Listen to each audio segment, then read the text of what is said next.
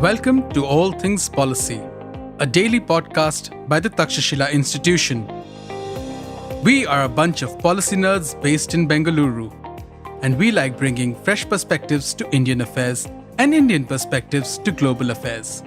So grab a cup of coffee, sit back, and join us for today's chat.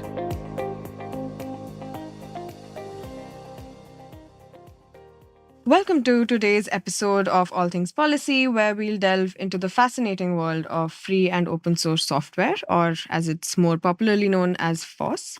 My name is Anvesha. I research AI governance and manage the Tech and Policy program at the Takshashila Institution. Today, I'm joined by Rashi Singhal from the National Law School of India University in Bangalore, where she is an academic fellow and researches IP, data privacy, and AI. Thank you so much, Rashi, for joining in. She has recently co-authored a report on the state of FOSS in India, which is what we'll be discussing today. So just for some context, over the past decade, FOSS has become a significant component of modern technology, powering a large percentage of software solutions that we use on our day-to-day basis. To take a step back, FOSS offers the ability to study, adapt, share, and reuse software without the constraints of proprietary licensing.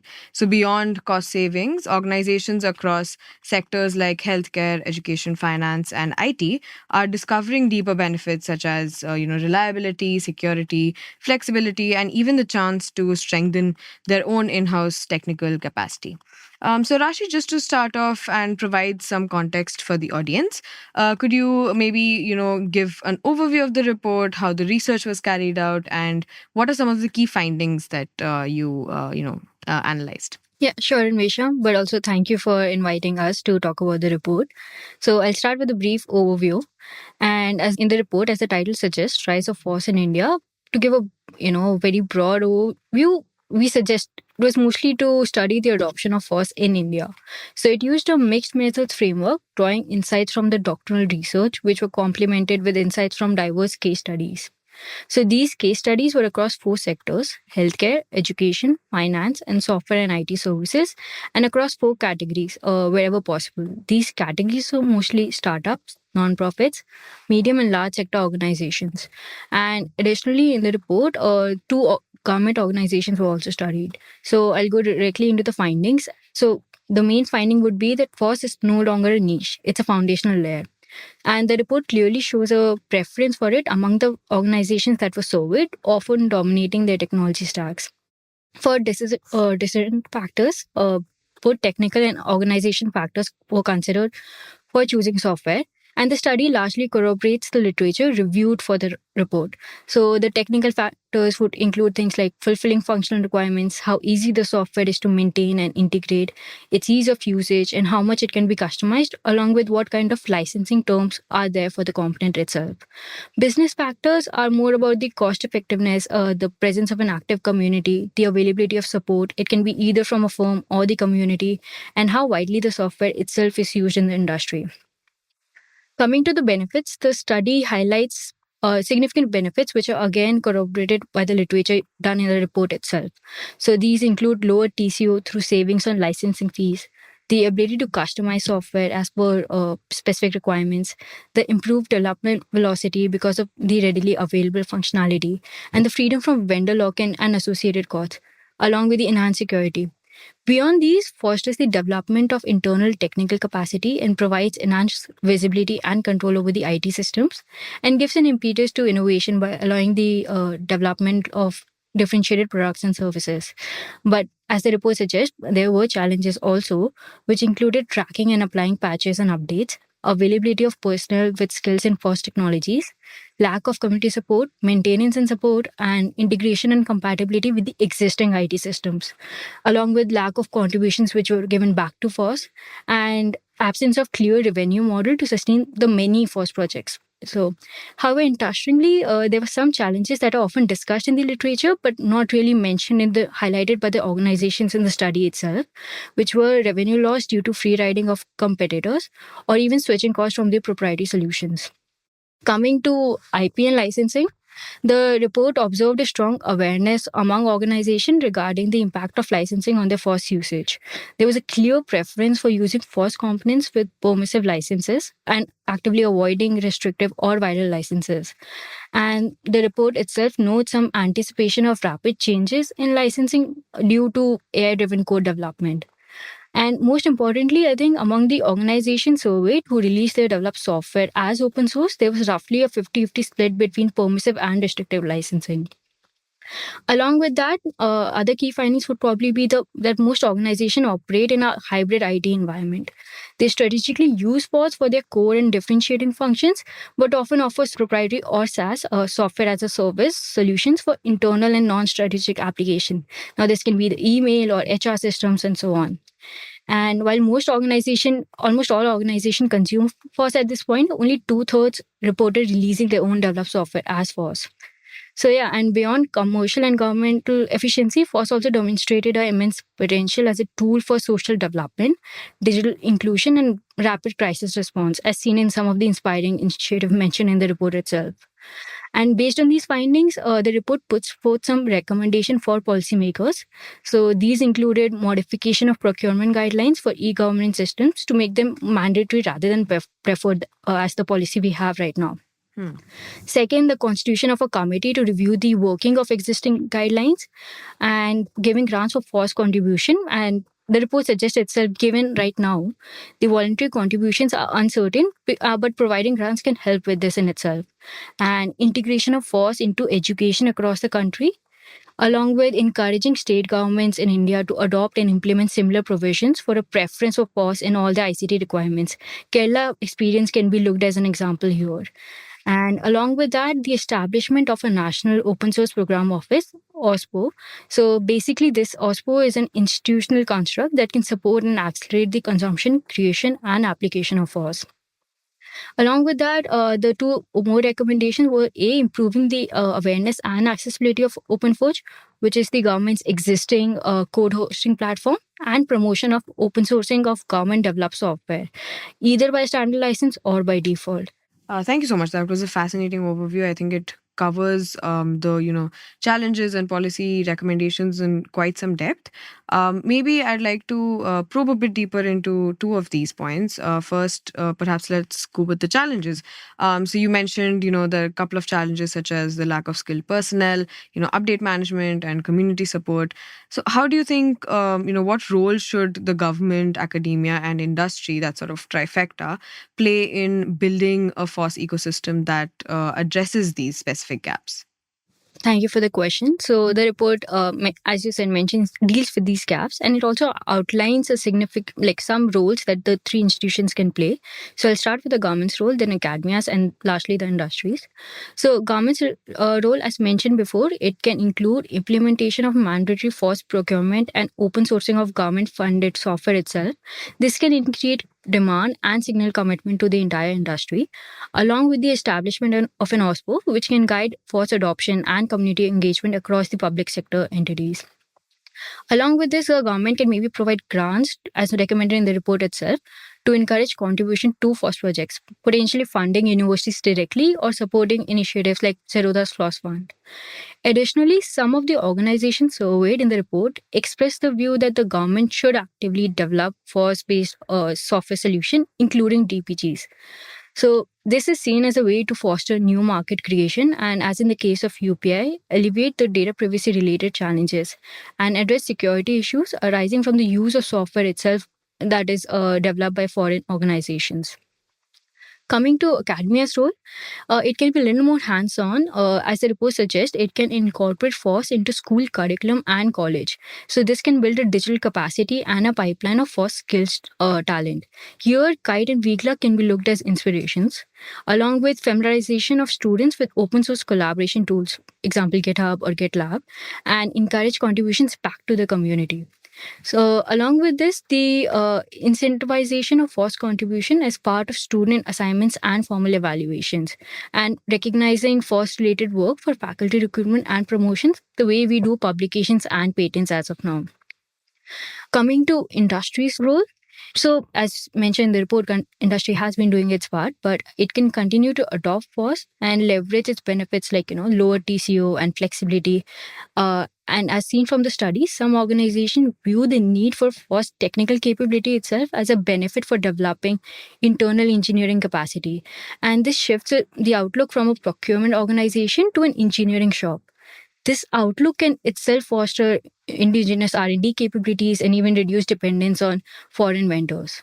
And the financially well-set organization can always follow Zerodha's lead and provide financial grants and sponsorship to FOSS projects. They can also actively maybe contribute code, which can be in the form of bug fixes and documentation, back to the FOSS ecosystem and release their own developed software as FOSS. And they could possibly also actively engage with the FOSS communities through platforms, hackathon, and sharing best practices that's mentioned in the report that organizations are doing. So I hope that gives an overview of like how these three stakeholders can play a role. That's amazing. Actually, I think it covers how the three stakeholders overlap in terms of impact on the ecosystem and the significance with which they can, improve upon the FOSS ecosystem. And I think we can sort of delve a bit deeper into how, so the report calls for greater procurement, government procurement of FOSS, and even mandatory adoption in certain cases. So I think if we could discuss in a bit more detail on what institutional or policy changes would be most impactful for mainstreaming FOSS in the Indian public sector. Thank you for the question. So the report puts forth like several recommendations as mentioned before. And out of them, the changes that might be most impactful might be first the constitution of the committee. So this committee could comprise of open source experts, industry representatives, and lawmakers, among others, and would probably study and review the implementation of all existing government policies which relate to FOSS and develop recommendations for improving the effectiveness and propose new initiatives to maybe ensure policies remain effective and relevant, and of course always suggest new policies if they so fit. This committee could also like maybe review the working of OpenForge, which is the government's existing code hosting platform. So one of the things mentioned in the report is that despite the demand for open source government developed solutions, OpenForge itself is not really widely known or used. And if it's found unsuitable for promoting FOSS projects, necessary changes could be made to transform it into an active code hosting platform or even discontinue its support, like, potentially exploring other community owned platforms for code sharing. Another key point could be the modification of existing procurement guidelines, as mentioned. So it can move from merely, right now we prefer FOSS solutions, and it could move from preferring FOSS to making them mandatory when they're available. And proprietary or closed source software solutions can only be permitted or allowed for specialized or exceptional cases where the FOSS alternative is not at all available. And one of the other recommendation, which is open sourcing of government works by default. So this, as the report mentions, there's a demand for software developed using taxpayer funds to be released under standard permissive open licenses, like maybe MIT or Apache or anything similar by default. So if the government does do that, it ensures that the government retains the IP ownership while also maximizing the public benefit, learning, and innovation, and can draw lessons from international best practices, as mentioned in the report itself, UK, US, or even Bulgaria. And lastly, the establishment of a national OSPO could be a key institutional change. As the report recommends, setting up of a central OSPO for the government of India, who could act as a nodal agency, assisting various ministries, departments, and PSUs in setting up their own internal OSPOs and providing technical advice and fostering engagement with FOSS communities itself. Hope that gives an idea of what policy changes suggested by the report itself. That's very interesting, actually. And so you mentioned that even the report, it goes into various case studies and interviews. So that's also a very interesting methodology that you've used. I think a lot of the studies around FOSS that we have seen, firstly, don't delve into specific such case studies or, at least in the Indian context. That was really fascinating. And maybe if you could dive into, whether there were any notable contrasts or trends that you came across while interviewing folks in healthcare, education, e-governance, anything that was field or sector specific? Yes, absolutely. And from the report itself, we can see some distinct trends across sectors. So I'll start with government and then move on to healthcare and education. So coming to government, here the forced adoption is often driven by strategic policy mandates and maybe the pursuit of digital self-reliance. Kite, for instance, shifted to exclusively using FOSS for ICT education and was driven by substantial cost savings and the desire for complete vendor independence.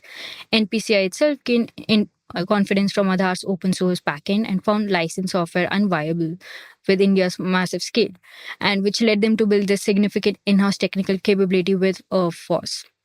And challenges I think included FOSS user friendliness or compatibility with external devices, especially like printers and so on, and the difficulty in identifying truly open source AI models. There was also a mention in the report that one of the organization faced issues with troubleshooting and managing vulnerabilities at scale. And so moving on to the healthcare sector, the report mostly notices that FOSS was adopted for cost-effective service delivery, the customization for specific patient needs, and as seen with OHN during the pandemic, its unique ability for rapid and collaborative crisis response. So, and however, the challenges were also a little more in the sense that they included the requirement for regular updates, the presence of bugs and occasional system crashes, and proprietary software was often used for critical functions like pharmacy management or PACS, where quality and suitability for patient care often outweighed the need for avoiding licensing costs. There were also some concerns about the need for sustained funding and contributions for FOSS projects. Coming lastly to education, so FOSS here seem to be chosen for specifically cost effectiveness and the desire for long-term control over the core technology. As one of the organization mentions, the proprieties vendors' existence in itself isn't assured over decades. So, and it's mostly the FOSS's potential as a tool for social empowerment and skill development, as seen by the use of VGLUG, which was used as a tool for poverty eradication and educated marginalized students on FOSS principles. The challenges included like FOSS projects becoming unmaintained due to lack of revenue models and the need for organizations to carry out internal support and maintenance. So if we look at all three, we can see some contrasting trends, which I think the biggest trend would be, and as we touched upon in the overview, the cost savings and lower TCO, which is constantly present benefit across all these sectors, along with customization, flexibility, and vendor lock-in avoidance. Right. Interestingly, I think a fascinating trend would be the need for skilled force personnel. As mentioned before, it is now viewed as a benefit rather than a challenge. And organizations see it as a fostering in-house engineering capabilities and a result, reducing their reliance on external vendors and even contributing to digital self-reliance. Along with that, as mentioned before, the OHN's rapid response during COVID and VGLUG's community-driven education efforts highlight FOSS unique agility and collaborative power and potential for rapid and impactful solutions to societal changes, Right. which kind of extends its relevance beyond the traditional economic metrics that we have. However, across sectors, I think that we can see there were some concerns about FOSS projects becoming end of life due to the lack of revenue models or sustained contributions. Along with that, the report mentions that a significant finding was the inherent difficulty in quantifying the economic benefits of FOSS, which can be due to non-economic motivations or lack of direct closed source software alternatives for certain software categories, even complex proprietary pricing, and the challenge of value time savings. So as one can see, like FOSS does bring benefits, but also I think some challenges are seen Right. across the sectors. Yeah, for sure. And now maybe, since a big part of what we research at Takshila is geopolitics, I think we must bring in the rest of the world into this conversation. So how do you think India's FOSS ecosystem is doing when you compare it with other emerging economies or even say developed nations? What can India learn from other international, FOSS successes or failures? And also alternatively, what can they learn from India's experience? Thank you for the question. So the report primarily focuses on the FOSS ecosystem within India and does not really directly deal with international FOSS in a comparative sense. However, there's some general global trends in FOSS that are mentioned in the report that provide some context to it. So first, I will mention some of the studies. As one of the studies mentioned in the report, specifically mentions that FOSS is the dominant software paradigm globally, which comprises now about 70 to 90% of software in all modern day solutions. And there are two studies which I will elaborate upon because I think they, to a certain extent, show a positive correlation between a country's GDP and the global code contributions to FOSS. So, for instance, one study analyzed the macroeconomic parameters of 32 large economies. They were primarily EU countries. And so these macroeconomic parameters were alongside their contributions to GitHub. And it was found that in the absence of all open source contribution, the cumulative average of GDP would be lowered by about 2.2%. And a second study estimated that a 10% increase in the open source contributions annually would generate an additional 0.4% to 0.6% GDP in the EU itself. So both studies also found that the GDP to be positively correlated with global code contributions to FOSS rather than the domestic code contributions.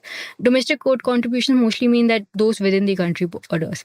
And this positive correlation, I think, highlights the nature of FOSS as public good and global commons. Moreover, the report itself discusses some international policy models, such as the approaches by different countries to open source their government works, as mentioned before. So, for instance, the UK's Home Office and Government Digital Service make everything open by default under the MIT license. And Bulgaria mandates new government software to be open source, preferring the EUPL license in itself. So, but there's also the US model where the federal employee developed software is automatically in the public domain. So there they take the view that there's no copyright in government works. In India, while we have a policy that emphasizes the making source code public and permits code changes, it does not really explicit mandate the use of a standard open license, which for public distribution. So it can be either MIT or Apache as mentioned, or it can be anything similar, license that is developed by Indian government. So India can maybe adopt some similar approach and open source their government works. And lastly, another example that India can look at is the establishment of the OSPOs. So as mentioned before, but just to re-emphasize, an OSPO is an institutional construct that can support and accelerate the consumption, creation, and application of FOSS. And while several private sector organizations now have initiatives like OSPOs, governments have also started adopting them. For instance, the European Commission established the OSPO in 2020. So the rationale for having OSPOs internal to an organization is to improve their effectiveness as they better understand the requirements and challenges faced by the organization or department. So it is recommended in the report that the government of India should establish an OSPO, which can serve as a nodal agency, as mentioned, to various ministries, government departments, state governments, PSUs, in setting up their own OSPOs, and they can internally advise, assist, and lend technical expertise with FOSS, alongside fostering engagement with FOSS communities in the relevant area. So while a direct comparison isn't there in the report, a general trend can be seen from the report itself. Right. Thank you. I think overall this has been a very comprehensive conversation, and perhaps to bring everything to a close and get your final thoughts on state of FOSS in India and what the way forward is. How do you think India should balance global participation in open source with national priorities of digital self-reliance, national security, etc.? And are there any specific licensing, governance, or community practices that you believe Indian stakeholders generally should promote? So thank you for the question. Since this is the last question, I'll try to be a little more overview. So I think I'll start with the fact that report does not really specifically recommend a way to balance the global participation with national priorities, but there's some suggestions by the organization surveyed that can be looked as for guidance. So, for instance, as mentioned before, the organizations surveyed mentioned that the government can actively develop FOSS-based DPGs, which can create new domestic markets and elevate data privacy concerns and address security issues from foreign software. And it can also reduce development efforts and foster indigenous FOSS ecosystems. It would also be important to look for the mechanisms to encourage domestic contributions to FOSS projects, as many users currently fail to contribute back, which could slow down the technological evolution. So, as to the practices, I'll go one by one for each category. So, first, I'll deal with the licensing practices. So, as seen from the report, there seems to be a preference for permissive licenses by Indian developers. So, a promotion of the same, which could include MIT or Apache, version 2.0 would be helpful. And among the organizations that were surveyed, most of them seem to have strategies to mitigate the licensing risk. And Indian stakeholders could largely benefit from making sure they have a similar strategy, specifically to mitigate licensing challenges from future changes, which could include adoption of older versions, using the latest forks, and implementation of modular architectures and conducting regular SVOM audits. When it comes to government practices, as mentioned before, the establishment, but just to re-emphasize, because I think they could be important, the establishment of an OSPO within different organization and even within the public sector organization is crucial to support FOSS consumption, creation, and application, and provide technical expertise. Additionally, building strong internal technical capacity to support the FOSS platforms would also help them identify vulnerabilities and implement the timely patches. And the government, again, to re-emphasize, could constitute a committee to review and strictly enforce the existing government policies related to FOSS, ensuring IP ownership of public-funded software and its release under the open license. When it comes to community practices, the integration of FOSS into the ICT education curriculum across all levels would be vital to skill students and sensitize them in the importance of contributing back to the community, and also build a talent pipeline. In addition to this, incentivization of FOSS contributions in academic institutions, as discussed before, and encouraging industry stakeholders to actively engage with FOSS communities, even contributing back code or releasing their own software as FOSS, and participating in community events could be helpful, along with, as again mentioned before, but provision of financial grants or supports for FOSS projects, which can be either directly funded to universities or establish initiatives which was similar to Zerodha's FOSS Fund. To end, I would like to highlight one of the interactions mentioned in the report, which suggests India might benefit from fostering an IPL for FOSS environment. Now, this by offering innovative platforms and initiative for developers to contribute to, develop their skills, and even attract and nurture talent, all while significantly expanding contributions to FOSS. So I hope that provides a comprehensive answer to your question. Absolutely. I think this has been a very interesting conversation. And, just with a bunch of conversations going on about AI and other softwares, algorithms, these are just keywords that people throw around these days in regular conversations. And it's great that technologies are making such an impact on individual lives. I think we've overall highlighted the importance of the FOSS ecosystem and its development overall. And the report makes some fascinating, suggestions on how that can be done based on different stakeholders and the role that they play in the ecosystem. I would urge the listeners to take a look at the report. It will be linked in the description below. And with that, thank you so much for joining me, Rashi. And I hope the audience had a great time as well. We will see you for the next one. Thank you. Thank you for inviting me. If you liked our show, dive into Takshashila's research on technology, strategy, and economic affairs. Check us out at our Twitter handle @TakshashilaINST or our website takshashila.org.in.